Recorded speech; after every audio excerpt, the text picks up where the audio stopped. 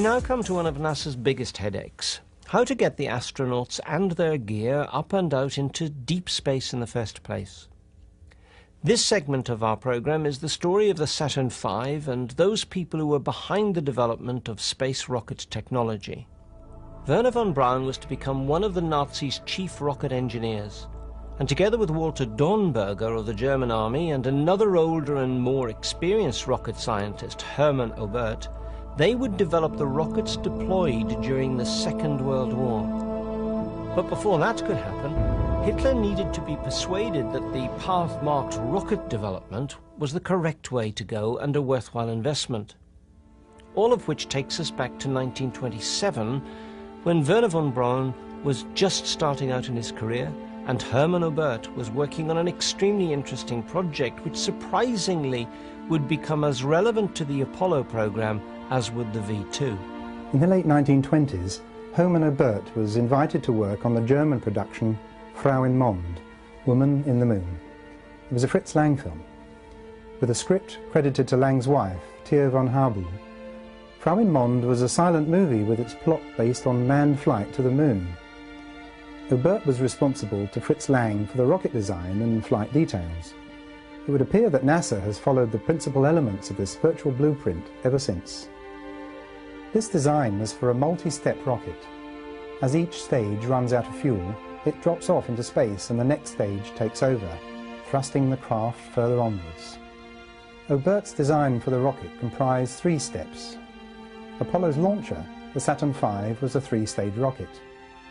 It was constructed in a vertical position in a huge assembly shed. This is the house that Jack built over at the future Cape Kennedy. It's called the Vehicle Assembly Building and is very similar to that first German rocket shed. Inside, the Saturn V rocket was assembled vertically. Lang's rocket was driven out of the shed in a vertical position on a tractor-like transport to the launch location, just as NASA does today, using its crawler vehicle.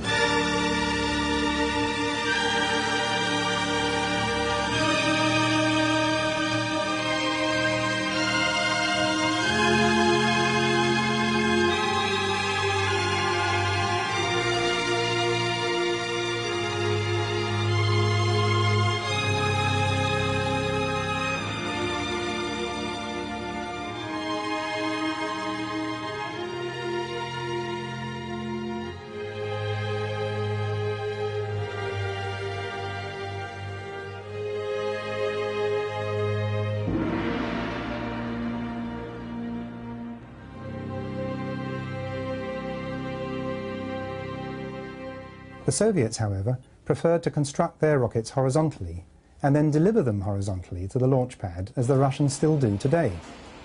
No doubt they recognized that moving a high centre of gravity rocket vertically was contrary to common sense. And contrary to some received opinion in the West, the Soviets have in fact always been the world's leaders in rocket development. With 21 firsts in space exploration, they had no need to present the world with rampant virility symbols for their journeys into space. As for NASA's Apollo launcher, the Saturn V, that rocket may not have been as great as it looked. To emphasize the moment before liftoff, Fritz Lang created the 10-9-8 countdown. It was one of the movie's most dramatic features. Lang had intended this countdown procedure merely to increase the dramatic tension at the launch. Lang said that NASA had incorporated another of his damn touches into its space dramas. Lang's actors were strapped to their couches, just as NASA did with Apollo. When the rocket motor had burned for a specified duration, we see first and second stage separation, as was the case with the Saturn V.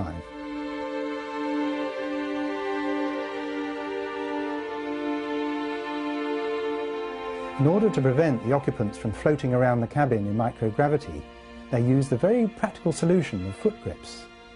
Later, NASA was to stick everything to the walls with Velcro tape. And this attractive and exotic demonstration of the way that water globules will float in microgravity has also become an industry standard.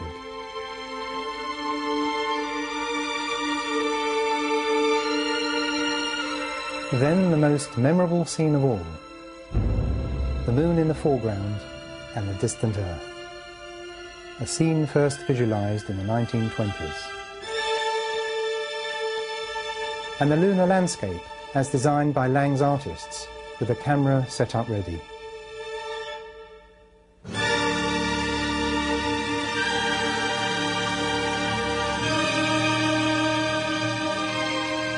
This look, with its pointed rather than smooth mountains, was copied exactly by NASA space artists on the decals that depicted the individual Apollo lunar modules. As you can see, the Frau Im Mond set matches the LEM 7 decal very closely. Remembering that LEM 7 was allocated to Apollo 13's Dark Moon trip, is it not significant that this decal is the only one of the Apollo LEM series which depicts a LEM actually sitting on a fake lunar surface?